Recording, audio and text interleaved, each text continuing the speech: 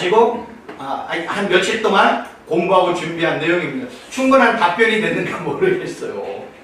그래서 저도 덕분에 이 내용을 잘 공부해가지고 제가 준비해봤습니다. 이제 지금부터는 그럼 하나님의 형상, 하나님의 모양이 무엇인지에 대해서 말씀을 드리도록 하겠습니다. 우리가 하나님의 형상, 하나님의 모양대로 남자와 여자를 하나님의 형상대로 창조되었다 이야기하면 우리는 너무나 사전적이고 문자적인 의미로 접근을 해서 하나님은 우리의 모양처럼 우리의 모습처럼 하나님의 형상은 그렇다라고 생각하면 절대로 안 돼요. 여러분, 하나님이 우리 인간을 창조할 때 남자와 여자를 하나님의 형상대로 창조했다고 얘기했잖아요. 근데 성경은요, 하나님의 모습이 있어요, 없어요? 없어요. 하나님은 영이시래요. 영이 있는데 어떻게 하나님의 형상과 모양으로 창조했다고 할 내용을 우리 인간의 피조물처럼 이해를 하면 절대로 안 된다는 거예요. 그래서 하나님의 형상과 모양대로 창조되었다는 뜻이 뭔지를 제 나름대로 말씀을 드리도록 하겠습니다. 형상이라는 단어는요, 찰렘이라는 단어를 쓰는데 형상, 닮은, 우상, 석상 이러한 의미로 사용이 되었어요. 그래서 하나님의 형상대로 창조된 인간, 사람의 형상, 사람이 자기와 닮은 자녀를 낳을 때 그림자, 허상, 우상, 독점의 형상대요 찰렘이라는 단어가 사용이 되었어요. 또 하나는 모양이라는 단어는 데모트라는 단어인데 닮은, 같은 모양, 비슷한 뜻이에요. 그래서 사람이 하나님의 형상으로 창조되었다는 것은 땅의 흙으로 만들어진 인간의 육체를 말하는 게 아니라는 거예요. 왜냐하면 하나님은 영이시니까. 이게 핵심이란 말이에요. 하나님은 창조주, 하나님은 영, 영은 육체와 모양이 없잖아요. 근데 하나님의 형상대로 창조되었다니까 그러면 이 의미가 뭔지를 성경의 내용을 통해서 한번 찾아보자는 거예요. 그래서 하나님이 땅의 흙으로 만들어진 인간이 하나님의 형상이 아니라 사람에게 생명을 불어넣을 때 하나님의 생기가 들어갔잖아요. 그래서 저는 하나님의 형상이라는 건 하나님의 생기라고 이야기를 해요. 계속 들어보세요. 근데 그 생기 안에는 영적, 지적, 도덕적인 모든 것들이 요 안에 포함이 되어 있습니다.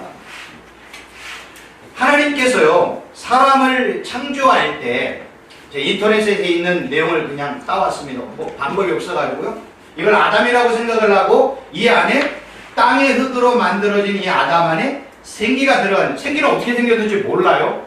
그냥 호흡처럼 이렇게 되어 있는 거 가져온 겁니다. 생기가 들어갔어요. 근데 생기를 들어 넣을 때 그 생기라는 단어가요, 나중에도 설명을 드리겠지만 그 뜻은 뭐냐면 하나님의 생명, 어떤 때는 하나님의 호흡, 어떤 때는 하나님의 숨, 어떤 때는 성령을 생기라고 이야기를 해요. 그래서 에스겔의 마른 뼈들이 살아날 때 생기가 드러나갔죠. 그거를 같은 의미로 볼 수 있다는 거예요. 그래서 생기는 하나님의 생명, 하나님의 호흡, 하나님의 숨, 즉 성령 하나님을 의미를 합니다.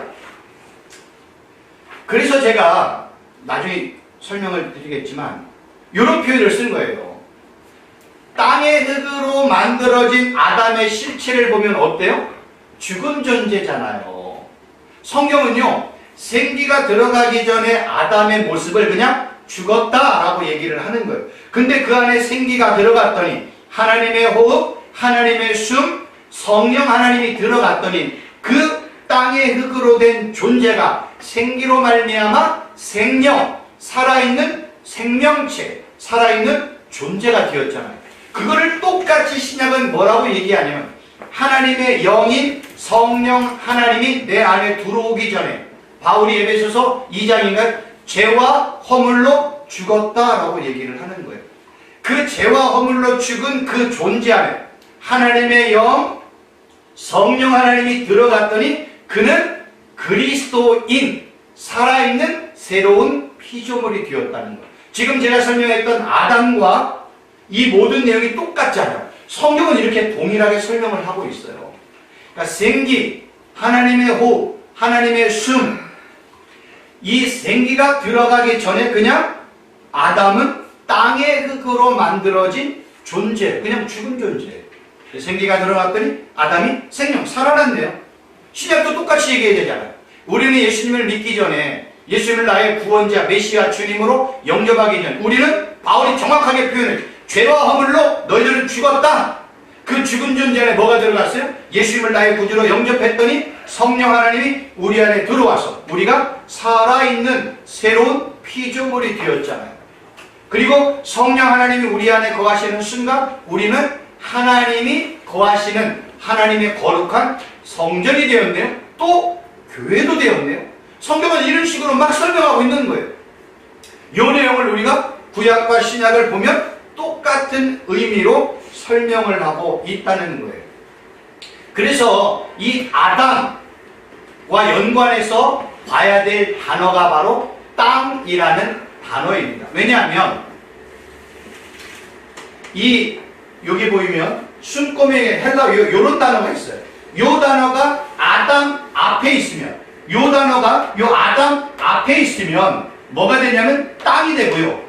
요 단어가 앞에 있고 요 단어가 아담 여기에 있으면 땅이 되고 요게 요 앞에 있으면 인간이라는 단어가 되는 거예요.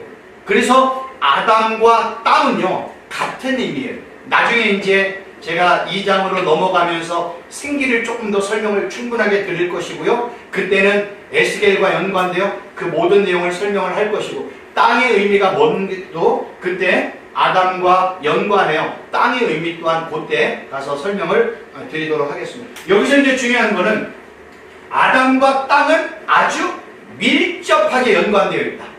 왜냐하면 아담은 어디서부터 나왔어요? 땅의 흙으로부터 나왔으니까. 땅의 흙으로부터 나왔기 때문에 아담과 땅은 아주 밀접하게 연관돼. 요거 하나만 이제 머리에 담아두시고 나중에 제가 2장에 넘어갈 때는 아주 구체적으로 설명을 드리도록 하겠습니다. 여기서 이제 그보다 더 중요한 내용이 있어요. 이 아담이라는 단어가요 헬라어로 요렇게 생겼어요. 요거를 알레프, 요 두 번째를 달레트, 요거를 mem이라는 단어로 쓰였는데 이 히브리어는 문자가 늘 말씀을 드리지만 히브리어의 22글자, 23글자는 우리가 히브리어의 알파벳이라고 얘기해요. 히브리어의 알파벳은 어떤 뜻이냐면 음가가 있어요. 발음 기호. 두 번째는요 뜻, 의미가 있고요. 세 번째로는요 숫자가 있다고 말씀을 드렸잖아요. 그래서 여기에 나와 있는 이 첫 번째 요 알레프라는 단어가 요렇게 생겼잖아요. 이거는 발음표가 뭐냐면 이응이에요. 이 뜻은 뭐냐면 하나님, 어떤 때는 신이라는 뜻이고 또 하나는요 황소라는 의미가 있어요. 그리고 요거는 숫자가 1 또는 1000의 의미의 숫자가 있다는 거예요. 모든 히브리어 단어는 이렇게 음가와 뜻과 의미와 숫자가 있단 말이에요. 그래서 히브리어를 우리가 볼 때 표의 문자라고 얘기하는 거예요. 표음은 한국말을 표음, 소리 음가니까. 근데 히브리어나 한자는 표의 문자, 의미와 뜻이 있다고 해서 그러기 때문에 이 히브리어 한자를 풀어보자는 거예요. 그거를 파자한다 얘기하거든요. 그래서 알레프와 날레트와 mem을 풀이하는데 이걸 연구한 사람이 있어요. 그 사람이 알레프를 하나님, 이 날레트라고 두 번째 단어는요 성전의 문이 열렸다 닫혔다라는 의미이고요. mem이라는 단어는 물이나 진리 또는 진리를 말하다, 아니면 하나님 당신은 누구십니까? 인간은 너는 누구냐라는 단어가 요 mem이라는 단어의 의미라는 거예요. 그래서 이런 한자의 의미를 정리를 해봤더니 아담은 하나님께서 성전문을 열었다 닫았다 하시면서 너는 하나님이 누구인 줄 알아? 인간아 너는 누구야? 라는 의미가 아담의 의미라는 거예요. 그래서 우리가 아담의 뜻은요 사람이라는 의미거든요. 사람, 여기 있지? 인류, 인간, 사람, 인생, 또 어떤 사람의 뜻이 있거든요. 요 아담이라는 사람을 볼 때 또는 다른 사람을 볼 때, 나 자신을 볼 때 우리는 어떠한 생각을 해야 돼요? 너는 하나님이 누구인 줄 알아? 인간아, 너는 누구냐? 라는 의미로 하나님이 아담의 이름을 지어줬다는 거예요. 그러니까 성경의 의미가 그냥 마구잡이로 이름이 있는 게 아니라 이러한 히브리어 한자 한자를 파자 해봤더니 이런 의미가 있다는 거예요. 그러면 우리는 아담을 볼 때, 사람을 볼 때, 피조물을 볼 때, 심지어는 나 자신을 볼 때 너는 하나님이 누구인 줄 알아? 라고 하면 우리 뭐라고 대답해야 돼? 하나님은 창조주, 나는 피조물이구나. 하나님은 창조주고 나는 피조물이구나. 이거를 누구를 볼 때? 나 자신을 볼 때, 우리 모든 사람들을 볼 때, 아담은 스스로 하와를 보고 하와는 아담을 볼 때, 아, 나는 하나님이 창조한 피조물이구나. 하나님은 창조주시구나. 그럼 피조물인 나는 어떻게 살아야 되죠? 하나님의 말씀에 순종하며 사는구나. 그래서 아담이 하나님이 선악을 알게 하는 나무 열매 먹지마 하면 뭐 해야 돼요? 순종해야 되는 거예요. 근데 뭐 했어요? 불순종했네? 그게 죄라는 거예요. 죄의 의미는 여러 가지 의미가 있지만 하나님의 명령에 거부하는 게 죄예요. 그리고 내가 하나님을 바라보는 게 순종이고 하나님을 바라보는 게 예배거든요. 근데 하나님을 바라보는 내 얼굴이 하나님을 향해서 뒤를 돌아서 내가 다른 사람, 다른 곳을 향해 바라볼 때 이거를 우상숭배라고 얘기하는 거예요. 성경은요, 너 하나님만 바라봐. 그런데 하나님을 안 바라보고 다른 곳을 바라보네. 이게 우상숭배예요. 회개라는 거는 다른 곳을 바라보던 나의 얼굴을 돌이키는 거를 회개라고 얘기하는 거예요. 그리고 하나님의 은혜는요, 하나님을 향해 내 얼굴을 고정한 나에게 하나님이 은혜도 베푸시고 자비도 베푸시고 축복하시고 말씀도 하세요. 그런데 하나님을 향해서 내가 뒤통수를 보면 하나님의 계시의 말씀이 사라져요. 은혜가 사라져요. 대신 뭐가 와요? 하나님의 징계와 저주와 심판으로 멸망하는 거예요. 성경은 이런 식으로 설명을 한다니까. 그래서 구약 성경에는 하나님의 명령에 순종이냐 불순종이냐의 의미고, 신약은 예수님을 믿느냐 안 믿느냐의 표현이에요. 이 내용은 똑같은 내용이에요.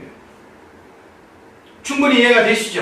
네. 그러면 이제는 아담이라는 단어를 한자로 파자를 했다면 이 히브리어 단어라는 거는요,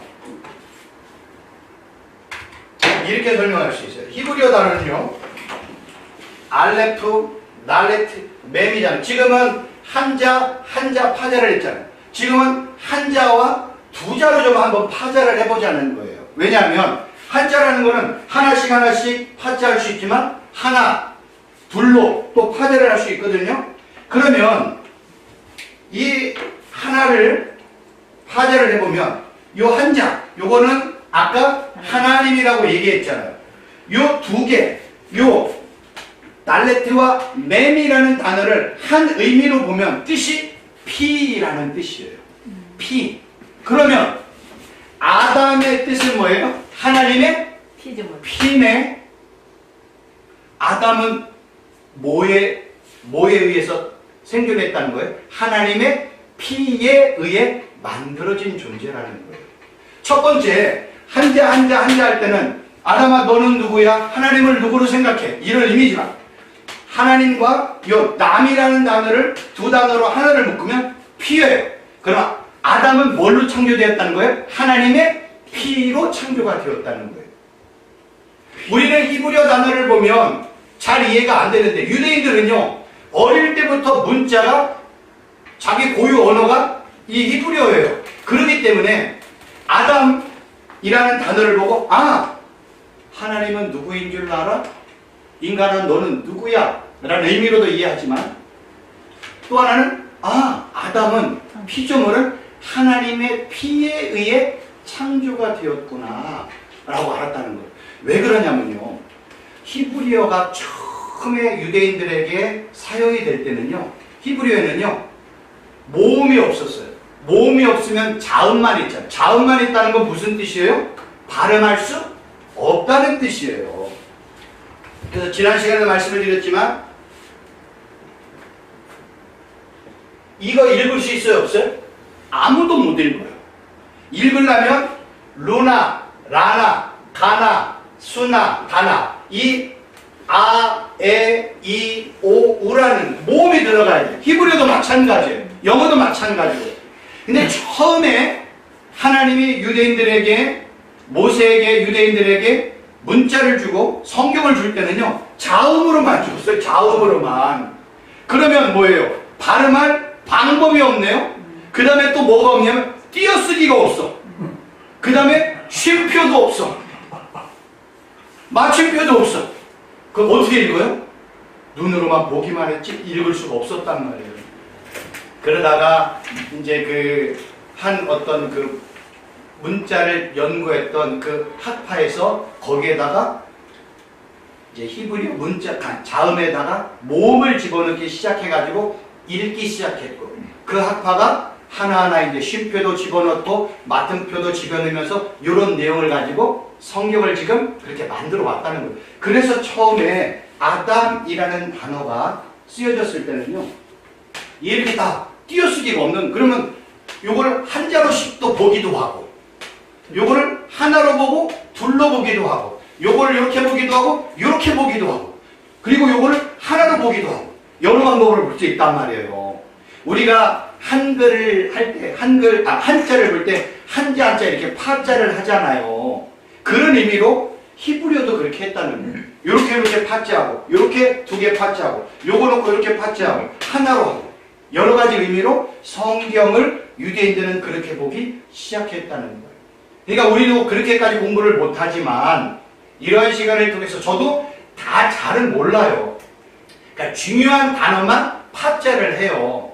나중에 이제 땅에 대한 것, 그 다음에 이렇게 아담에 대한 것, 그 다음에 태초에 관한 것, 요런 정도만 제가 파자를 할지 모든 단어를 파자하면 또 안 맞을 때가 있어요. 그래서 중요한 것만 제가 하고 있는 거예요. 그래서 이런 내용을 보면 의미가 뭐예요? 연관이 되네. 그래서 아담을 하나님과 암이라는 피로 하나님의 피로 만들어진 존재가 아담이라면 아담은 사람의 뜻이에요. 그럼 신약으로 한번 넘어가지 보자는 거예요. 그럼 우리는 누구의 피로 살아났어요? 예수 그리스도의 피로 살아난 존재란 말이에요. 예수의 피로 우리의 죄와 허물이 대속이 되었네. 그래서 그런 얘기 하잖아요. 내 안에 예수님을 믿는 순간 내 안에 뭐예요? 예수의 피가 수용이 되었다. 이런 식까지 표현하는 의미가 이런 의미로 설명하는 거예요. 그러니까 예수님의 피가 나에게 적용이 되어서 나는 죄와 허물로 죽었던 내가 살아나게 되었고 나의 모든 죄가 깨끗하게 씻음받게 되었다라고 성경이 이야기하고 있는 겁니다. 그러니까 이 히브리어의 단어를 공부를 해봤더니 이렇게 의미가 있는 거예요. 아담은 하나님의 피에 의해 만들어진 존재구나. 그리고 아담 한자 한자 파자를 뵀더니 아담은 하나님이 누군 줄 알아? 인간아 피조물아 너의 존재가 뭔 줄 알아? 너는 하나님의 창조한 피조물이야. 그 피조물은 어떻게 살아야 돼? 하나님의 말씀에 순종하며 살아야 되는구나. 그리고 아담의 뜻을 봤더니 아담은 또 전체적인 의미가 인류, 인간, 사람, 인생, 아담 이런 의미로도 사용한단 말이에요. 그래서 어떤 사람 이렇게 표현할 때도 아담, 아담아, 하아담이라는 의미로 설명을 하고 있다는 거예요.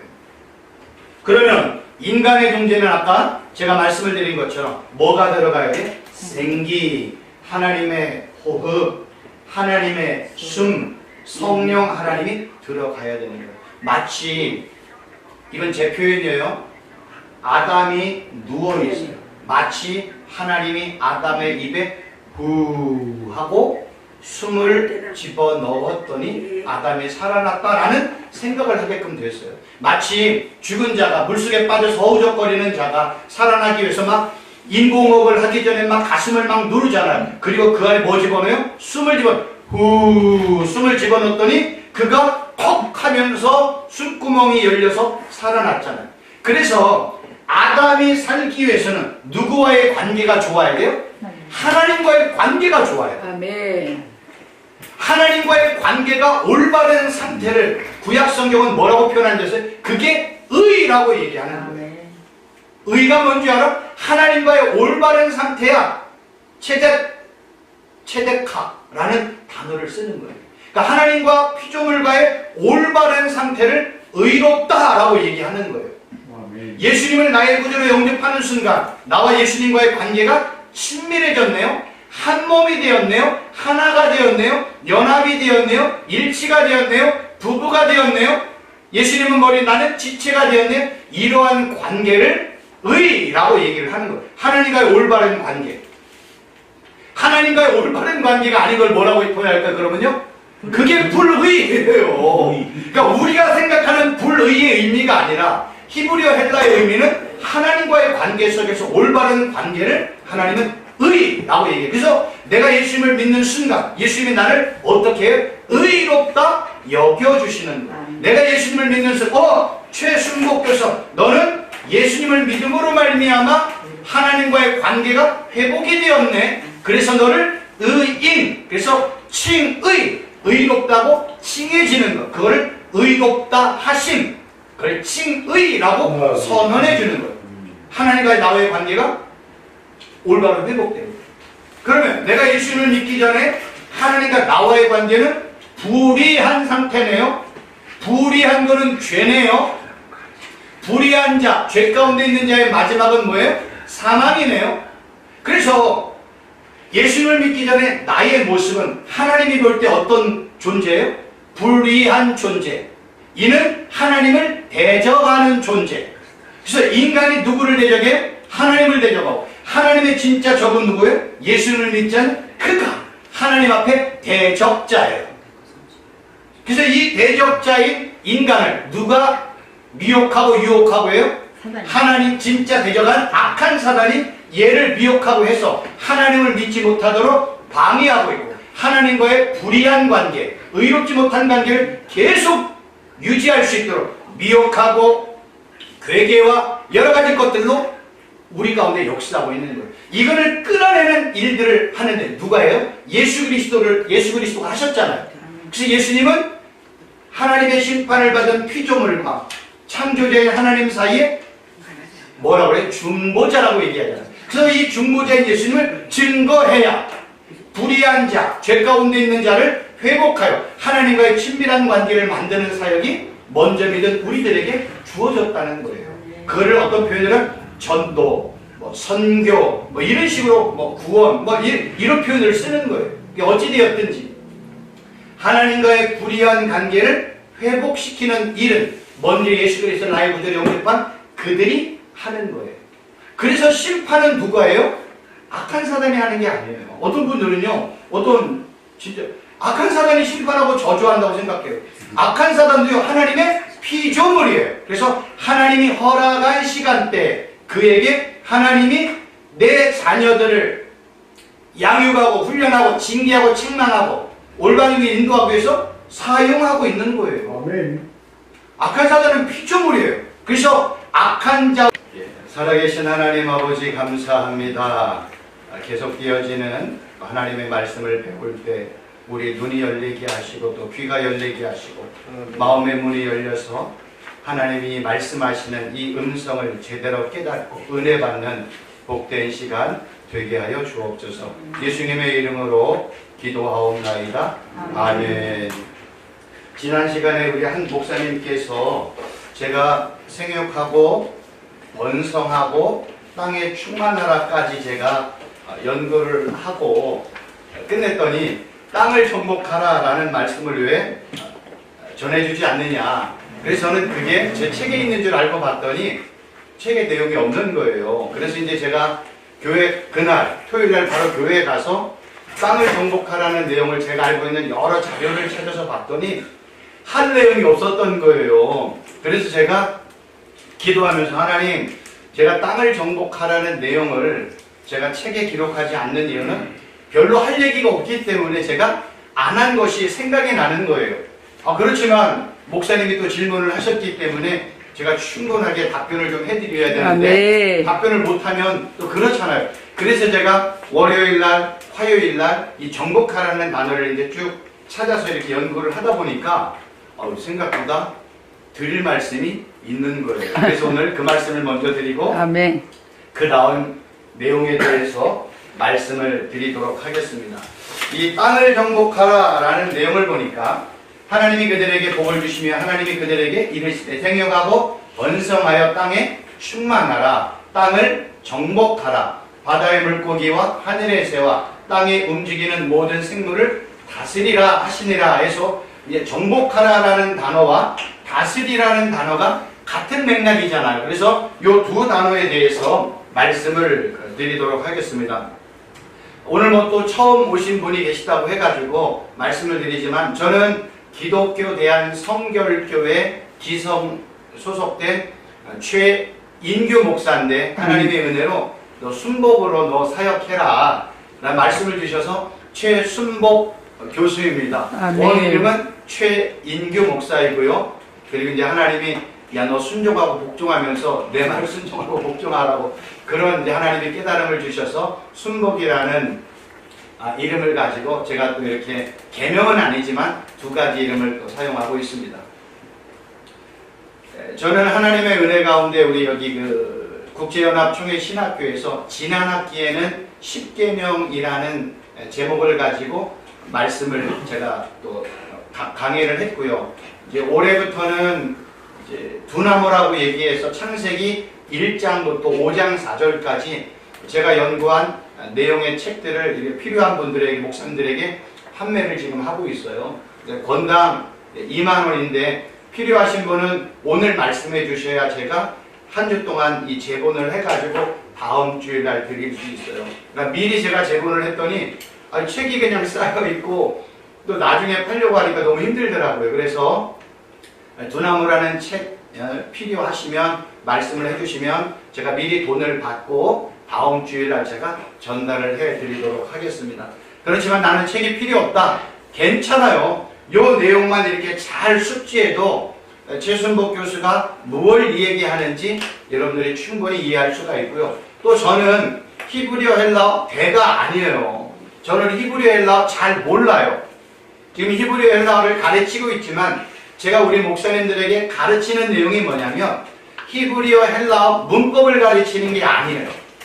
히브리어 헬라어는 한글 성경이 말하고 있는 내용보다 더 포괄적인 내용을 말하고 있고요. 그 한 단어가 예를 들면 오늘 말씀드릴 정복하라나 다스리라는 단어가 창출내민 시인 모세오경에 어디에 쓰여 있는지, 그 다음에 선지서에 어디에 쓰여 있는지, 그 다음에 복음서에 어디에 쓰여 있는지, 그 다음에 서신서 요한계시록에 요 단어들이 어떻게 쓰여 있는지를 제가 취합하고 종합하고 제 나름대로 정리를 해가지고 말씀을 드리고 있는 거예요. 그래서 아마 우리 목사님들이 다른 이런 유튜브에 보면 많은 목사님들이 그 헬라어 히브리어 강의를 하는 내용도 있고 이런 말씀을 전하는데 저처럼 강의하는 목사님은 제가 찾긴 찾았지만 한 번도 못 찾았어요.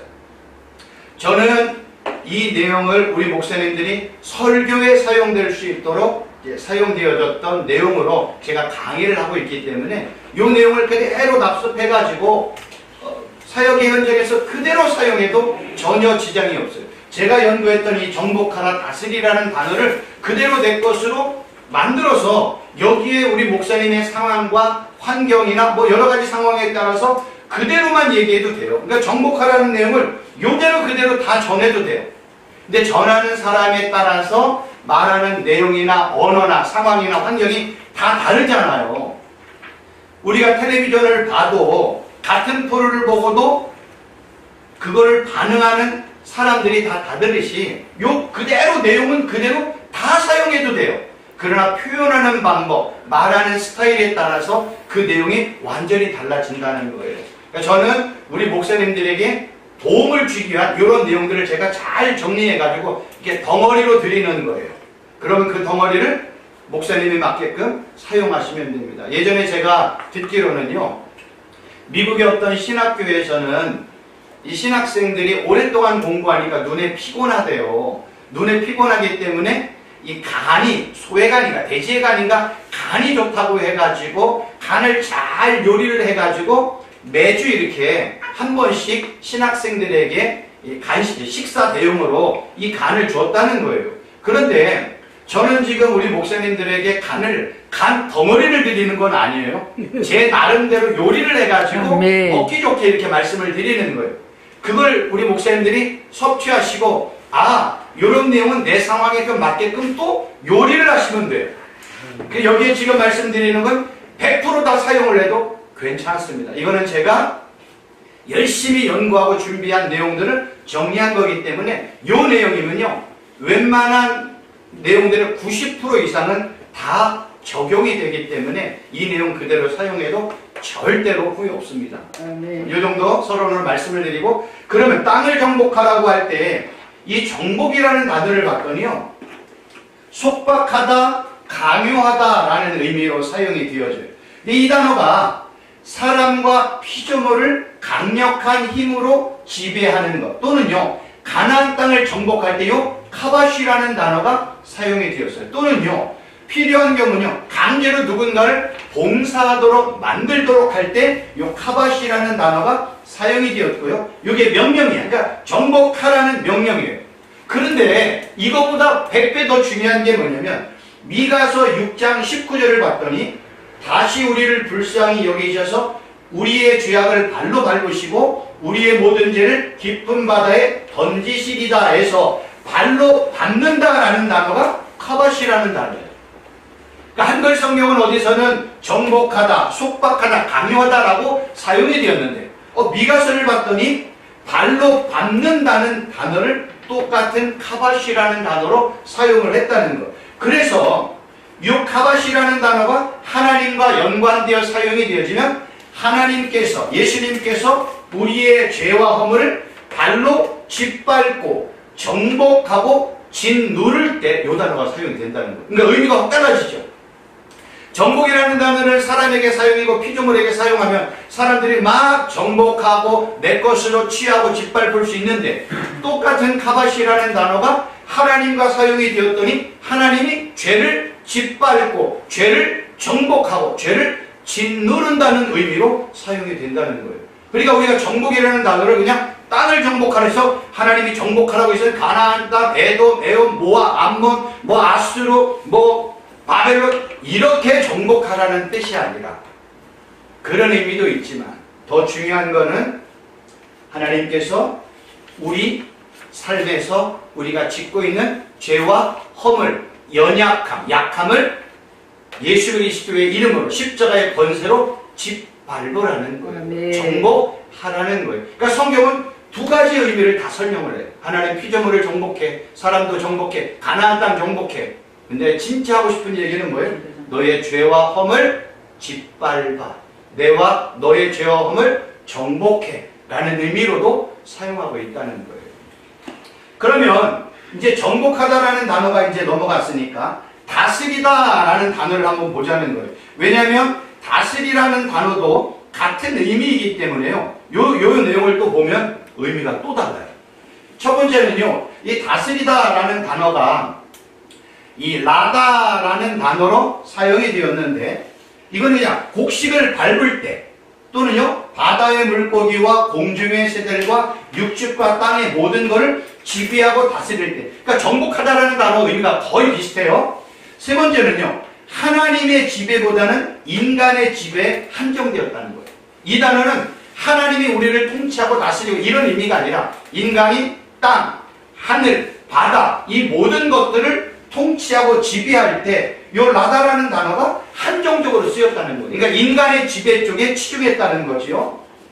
또 하나는요, 이 라다를 비유적으로 사용을 하면 거짓 선지자들과 제사장들이 자신들의 권력으로 재물과 돈을 긁어모을 때도 이 똑같은 다스리다, 라다라는 단어를 사용한다는 거예요. 그러니까 우리가 한글 성경으로만 정복하다, 다스리다 라는 개념, 이념을 가지고 보면 성경의 내용이 이해가 안 될 때가 많이 있어요. 그래서 우리가 한글 성경을 조금 벗어나서 이제는 히브리어로, 헬라어로 그 동일한 단어의 의미가 뭔지를 보면 의미가 좀 달라지는 의미고요. 또 하나는 이 라다라는 단어를 이제 예수님과 연관하여 사용되었던 성경은요, 이 라다를 메시아의 통치와 연관하여 사용하고 있다는 거예요. 그러니까 이 내용이 더 중요하겠지요. 연관된 성경 구절 이사야 41장 2,4절에 누가 동방에서 사람을 일깨워서 공의로 그를 자기 발 아래 이르게 하였느냐. 열국을 그의 앞에 넘겨주며 그가 왕들을 다스리며 그들이 그의 칼에 티끌 같게 그의 활에 불리는 초계 같게 하며 그가 그들을 쫓아나서 그의 발로 가보지 못한 길을 안전히 지났나니 이 일을 누가 행하였느냐? 누가 이루었느냐? 누가 처음부터 만대를 불러내었느냐? 나 여호와라. 처음에도 나요 나중에 있을 자에게도 내가 곧 그니라 라고 이 똑같은 단어를 여기에 사용을 했다는 거예요. 그러면 이 단어가 여기에 사용이 되었다는 것은 바로 무슨 뜻이냐면 두 가지의 의미가 있어요. 첫 번째 의미는요, 역사적인 의미가 있어요. 그래서 여호와 하나님께서 당시에 페르시아의 왕이었던 고레스를 통해서 그 지역에 있는 모든 열국들, 모든 열방들을 그의 발 아래 굴복시키는 내용이 요 내용이에요. 첫 번째로 역사적으로. 근데 성경은요, 요 내용을 누구와 연관하여 설명을 하냐면 예수님과 연관하여 요 내용을 설명하고 있어요. 그래서 이사야 41장 2,4절의 내용은요, 예수 그리스도를 예표하는 내용이에요. 그러니까 성경은 요 내용이 더 중요하겠죠. 그래서 예수님께서 하늘과 땅에 있는 모든 무릎을 예수 이름 앞에 꿇게 하고 예수 그리스도가 나중에 만국을 치고 철장으로 다스린다는 내용의 말씀이 이 내용 안에 포함이 되어 있다는 거예요. 이걸 어떤 목사님들은 구속사적인 관점으로 말씀이다 라고 얘기하고요. 최순복 교수는 성경적 의미라 제가 그렇게 이름을 지었어요. 왜냐하면 다스리다, 정복하다라는 단어를 사전적이고 문자적인 의미로 보면 1차적인 의미는 이게 말이에요. 사람과 피조물과의 관계 속에서 다스리고 정복하는 게 맞아요. 근데 성경은요, 이 내용이 꼭 사람과 피조물에게만 연관된 게 아니라 반드시 하나님과 예수님께도 연관이 되어 있어요. 제가 늘 처음 시간부터 말씀드린 이유가 뭐냐면 성경의, 구약 성경의 모든 내용은 다 누구에 관한 내용이라고? 예수 그리스도에 관한 내용이에요. 예수님이 친히 말씀하셨어요. 창출의 미신, 시편, 서신서에, 선지서에 있는 모든 내용 다 나에 대한 내용이야. 그럼 우리는 이러한 하나의 단어가 과연 하나님과 예수님에게 연관되어 있는지 찾아봤더니 정말 그러하다라는 거예요. 그래서 이 라다라는 단어는 예수님께서 만왕의 왕, 만주의 주가 되셔서 하늘과 땅과 땅 아래에 있는 모든 피조물을 예수의 무릎에 꿇게 하고 만국을 치고 철장으로 만국을 다스린다는 내용의 의미로 이 내용이 사용이 되는 거예요. 이런 내용을 통해서 우리가 깨달아야 될 것이 뭐냐면 첫째는요, 여호와 하나님께서는 당시에 페르시아의 왕인 고레스를 통해서 모든 열국을 굴복시켰, 그리고 고레스를 통해서 모든 나라들을 통치하도록 만들었어요. 그렇지만 고레스가 주도적으로 열국을 굴복시킨 게 아니잖아요. 고레스를 통해서 여호와 하나님이 열국을 통치하고 다스렸다는 거예요. 그러니까 주도권은 고레스에게 있는 게 아니라 만군의 여호와 하나님께 있다는 거예요. 지금 겉으로 눈으로 볼 때는 하나님이 어떤 때는 앗수르를 사용하고 어떤 때는 바벨론을 사용하고 어떤 때는 애굽을 사용하고 어떤 때는 에돔이나 모압이나 암몬 이런 열국들을 통해서 누구를 지금 가르치고 있어요? 이스라엘을 가르치고 있잖아요. 지금 하나님께서는, 여호와 하나님께서는 페르시아의 왕인 고레스를 통해서 모든 열국이 고레스의 왕 무릎 앞에 꿇도록 만들었어요. 그렇다고 고레스가 교만해가지고 야, 이 세상은 다 내 거야 그러는 순간 하나님은 고레스를 또 치고 다른 왕을 세우는 거예요. 그래서 우리가 이 내용을 통해서 깨달아야 될 건 뭐냐면 이 모든 만물, 모든 피조물은 내가 앞에서 서 있는 것 같지만, 피조물이 앞에서 서 있는 것 같지만 모든 통치와 다스림과 섭리는 오직 만군의 여호와 하나님을 통해서 이루어지고 있구나를 우리가 이런 말씀을 통해서 깨달아야 되는 거예요. 지금 막 전 세계 여러 가지 많은 막 사건들이 일어나고 막 뭐 전쟁이 일어나고 러시아와 뭐 이런 일들이 일어나고 있잖아요. 눈으로 볼 때는 열국들, 강력한 국가들이 앞장서서 그 일을 하는 것 같지만 이 모든 통치와 섭리와 이 모든 역사 속에서는 지금도 만군의 여호와 하나님이 친히 통치하고 다스리고 섭리하고 있음을 우리 목사님들은 믿고 있잖아요. 그래서 우리가 중보기도 하는 거 아니겠어요? 앞에서는 난리쳐도 우리는 하나님 앞에서 무릎 꿇고 기도하면서 나라를 위해서, 전 세계를 위해서 중보하며 기도할 때 하나님은 그 길을 통해서 하나님의 뜻대로 이 모든 일들을 통치하고 다스리고 섭리하고 계신다는 걸 우리가 믿고 또 증거하고 있잖아요. 지금도 역시 마찬가지로 그렇다는 겁니다. 두 번째로는요, 만군의 여호와 하나님이 진짜 참 주인이고 참 통치자라는 것. 이유는 태초에 하나님이 천지를 창조했잖아요. 이 세상의 모든 만물의 진짜 주인은 누구예요? 만군의 여호와 하나님 예수 그리스도예요. 그래서 구약 성경에는 하나님을 표현할 때 진짜 왕, 참 왕이라고 표현하고, 신약 성경에서는 예수님을 만왕의 왕, 만주의 주라고 설명하려는 이유는 하나님과 예수님이 세상을 창조한 창조주이기 때문에 그래요. 그래서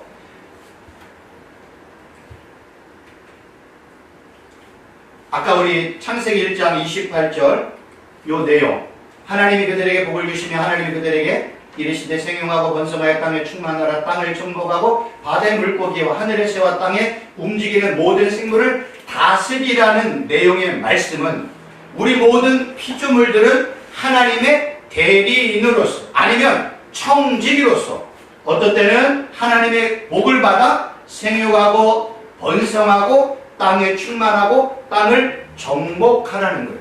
그러니까 여기의 의미는 뭐예요? 내가 주도권이 있는 게 아니에요.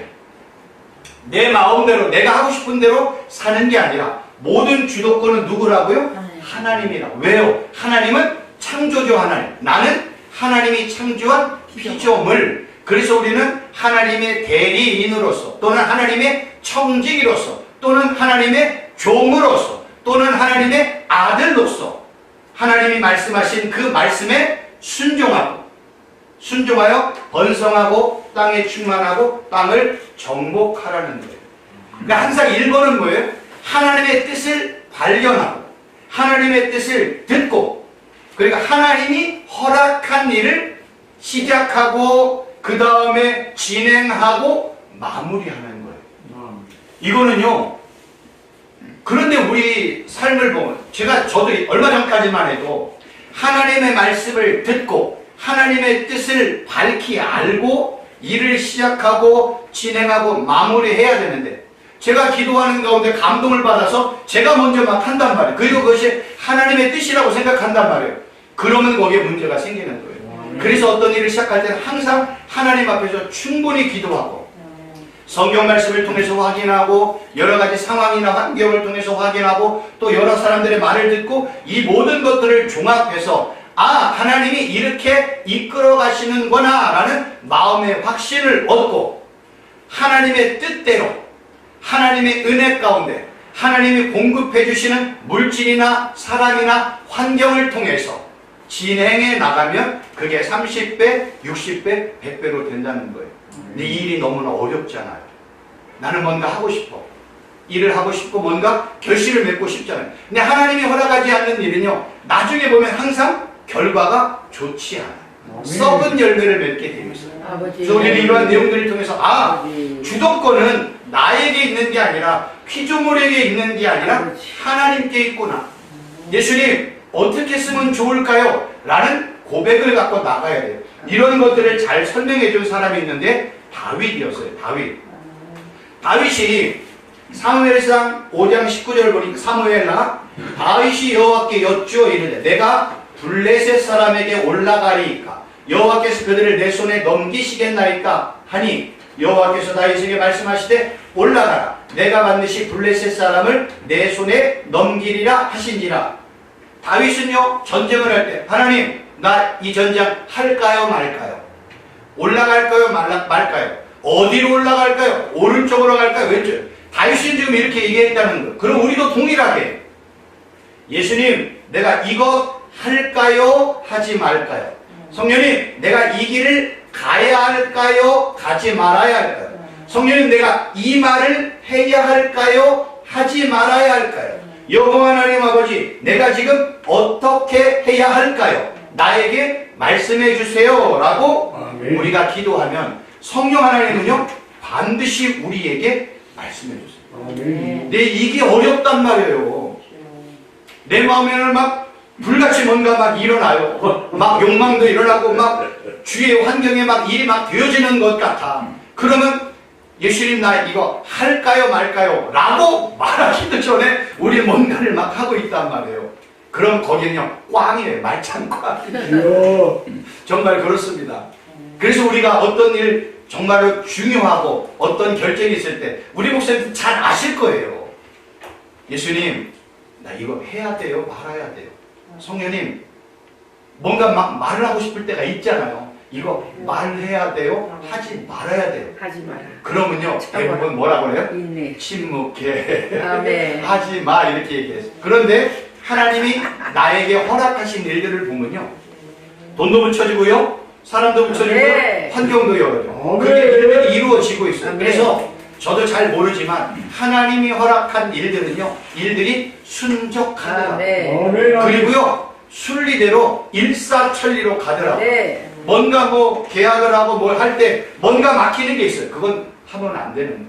근데 이상하게 어려운 가운데도 하나님이 한 길 한 길 한 길 열어가다 보면 그것이 하나님의 뜻이었고 은혜였음을 네. 알게 됩니다. 그래서 우리는 다윗처럼요 이 싸움 해야 돼요 말아야 돼요. 나 어떻게 해야 돼요? 오른쪽으로 가야 돼요 왼쪽으로 가야 돼요. 이것까지 다윗을 물었다니까요. 그럼 우리는 다윗처럼 똑같이 살아야 되는 거예요. 쉽지 않지만 한번 시도해 보세요. 이것이 이제 지난 시간에 정복하라 다스리다 라는 내용을 제가 그의 존재들을 위해 마지막에 마련한 장소가 불모 지옥이다. 그런데 이 악한 사람이 자기만 들어가는 게 아니라 많은 불의한 자, 하나님과의 관계가 이런 그 불의한 자, 하나님과의 올바르지 못한 자들을 많이 끌고 가기 위해서 그들을 유혹하는 거예요. 원래는 악한 사람과 그의 절기들과 그의 추종자들을 만들어온 지옥에 너무나 많은 영혼들이 거기에 끌려가고 있는 거예요. 이 일을 끊어내는 일들은 누가 하느냐? 먼저 예수 그리스도를 나의 구주로 영접한 우리들이 해야 할 일이라는 거예요. 그래서 우리가 이러한 내용들을 통해서 하나님의 형상을 통해서 하나님의 형상은 인간의 모습이 아니다. 이유는 뭐예요? 우리는 하나님은 영이시기 때문에. 그러면 땅의 흙으로 만들어진 아담, 사람이 살아나기 위해서는 생기, 하나님의 생명, 하나님의 호흡, 하나님의 숨이 후 하고 들어온 순간 그는 살아난 존재, 생명, 살아있는 생명체가 되었습니다. 그러므로 우리가 이러한 내용을 통해서 깨달을 때 내가 중요한 게 아니구나. 내가 가치가 있는 존재가 아니구나. 내 안에 계신 하나님이, 내 안에 계신 예수 그리스도가, 내 안에 계신 성령 하나님이 가치가 있는 분이구나. 나는 하나님을 떠나는 순간, 하나님의 생명, 하나님의 호흡이 떠나는 순간 나는 뭘로 전락해요? 먼지와 흙과 죄로 가는 거예요. 그래서 성경에 보면 흙으로 왔다 흙으로 가는 게 좋은 게 아니에요. 내 안에 성령 하나님이 거하지 아니하고 내 안에 하나님의 숨, 하나님의 생명, 생기가 존재하지 않는 순간 나는 뭘로 전락이 돼요? 땅의 흙으로 전락이 돼요. 그리고 끝이에요. 그 땅의 흙, 무가치한 존재 안에 하나님의 생기, 하나님의 생명, 하나님의 호흡, 성령 하나님이 들어갈 때 그 무가치한 존재가 하나님의 형상을 가진 자가 되는 거예요. 그래서 두 번째로 하나님의 형상으로 창조된 나의 두 번째로 깨달아야 될 것은 뭐냐면 나는 하나님의 형상으로 생기로 창조되었기 때문에 나는 날마다 전적인 하나님 의존적 존재구나. 내가 하나님을 떠나는 순간 나는 먼지요, 티끌이요, 진흙덩어리에 불과한 존재구나. 나는 매일매일 하나님의 은혜와 하나님의 섭리와 하나님의 통치와 다스림과 하나님의 축복과 자비가 없으면 나는 살 수 없는 존재이구나 라고 깨닫는 게 중요하고요. 세 번째로는요, 하나님의 형상으로 창조되었다는 건 뭐냐면 나의 모습 속에서 하나님의 성품, 베드로는 이거를 신의 성품이라고 표현했는데, 이 하나님의 성품, 신의 성품, 성령의 열매, 빛의 열매, 이러한 신의 성품이 내 모습 속에서 드러나야 된다는 거예요. 왜요? 나는 하나님의 형상으로 만들어진 존재입니다. 그래서 우리가 하나님의 형상으로 만들어진 존재로서 우리가 매일 해야 될 일은 뭘까요? 다른 거 없어요. 우리가 예수님, 성령 하나님, 여호와 하나님의 이름을 자주 고백하고 부르짖는 것이 1번이고요. 나의 모습 속에서 예수님의 성품이 드러나고 성령의 열매가 드러나고 빛의 열매가 드러나고 신의 성품이 나의 모습 속에서 드러날 때 그러한 모습을 보고 하나님은 영광받았다라고 말씀하고 있는 거예요. 이 의미가 다 이해가 되시죠? 그러니까 성경은 이렇게 다 연결이 되어 있어요. 한 가지 더 이제 말씀을 드리고 마치도록 할게요. 창세기 1장 20절, 아까 우리가 우리의 형상을 따라 우리의 모양대로 할 때 이 모양대로를 데모트라는 단어를 썼는데, 출애굽기 25장 9절을 봤더니 무릇 내가 내게 보이는 모양대로 장막을 짓고, 이 모양대로라는 건요 다른 단어예요. 다른 단어인데 이게 타보니트라는 단어예요. 한글 성경으로 보면 모양대로예요. 그러니까 모양대로 해가지고 한글 성경이 똑같은 단어를 쓰니까 똑같은 의미다 라고 생각하면 안 돼요. 왜요? 다른 단어예요. 그런데 이 다른 단어에 특별히 이 모양대로, 출애굽기 25장 9절에 사용됐던 이 모양대로라는 타브누트라는 단어는 어디에 쓰이냐면 성막, 제단, 성전, 그룹들을 만들 때 이 단어가 사용이 되었습니다. 그래서 우리는 이러한 내용들을 통해서 뭘 깨달아야 되냐면, 우리는 하나님의 형상으로 만들어졌잖아요. 땅의 흙으로 만들어진 아담이 가치가 있으려면 이 안에 뭐가 들어가야 된다고 했어요? 생기, 하나님의 생명, 하나님의 숨, 하나님의 호흡이 들어가야 생명이 되잖아요. 천막으로 만든 성막이 가치가 있으려면 이 지성소 안에 하나님의 임재가 있어야 되고요. 돌로 지은, 금으로 지은 성전이 가치가 있으려면 이 안에 지성소 안에 하나님의 임재가 있어야 성전이 가치가 있는 거예요. 그렇다면 결국 땅의 흙으로 만들어진 아담이 가치가 있기 위해서는 생기가 있느냐 없느냐, 신약적인 표현으로 성령 하나님이 그 안에 있느냐 없느냐에 따라서 가치가 있느냐 무가치하냐, 의로우냐 불의하냐, 선하냐 악하냐의 구분은 이 안에 성령 하나님이 거하느냐 안 거하느냐에 따라서 달라지는 거예요. 그러면 성막과 성전의 의미는 뭐예요? 하나님의 임재가 임하면 거룩한 성막 성전이 되지만 하나님의 임재가 떠나면 그냥 천으로 만든 성막, 돌과 아름다운 금과 은으로 만들어진 그냥 성전에 불과하다는 거예요. 그래서 하나님께서 이스라엘 백성들에게 죄 가운데 있고 하나님의 말씀에 불순종할 때 그 아름다운 성전에서 하나님이 떠나시잖아요. 그런 그냥 무가치한 성전이 되어지는 거예요. 핵심은 뭐냐? 하나님의 임재가 성막과 성전에 임하느냐 임하지 않느냐. 임하는 순간 그건 가장 거룩한 성막과 성전이 되어지고요. 아멘. 땅의 흙으로 만들어진 아담 안에 생기, 하나님의 숨, 호흡, 성령 하나님이 거하시는 순간 그 땅의 흙으로 만들어진 나는 뭐가 되는 거예요? 거룩한 하나님의 성전이 되어지는 거예요. 그 순간 나는 예수님의 거룩한 신부가 되어지고요. 예수님과 연합된, 머리에 연합된 지체가 되어지는 거고, 또 다른 말로 표현하면 포도나무 줄기에 연합이 된 가지가 되어지는 거예요.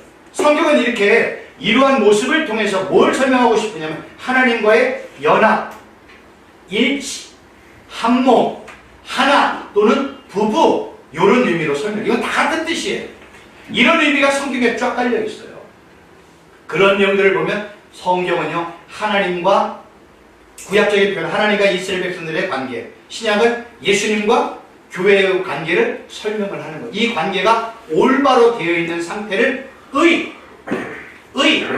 올바르지 못한 상태를 불의, 이렇게 표현하는 거예요. 그러니까 우리가 알고 있는 상식에서 접근을 하면 성경이 이해되지 않는 부분이 너무나 많이 있어요. 이런 내용들을 쫙 봤더니 다 연결이 되어 있구나.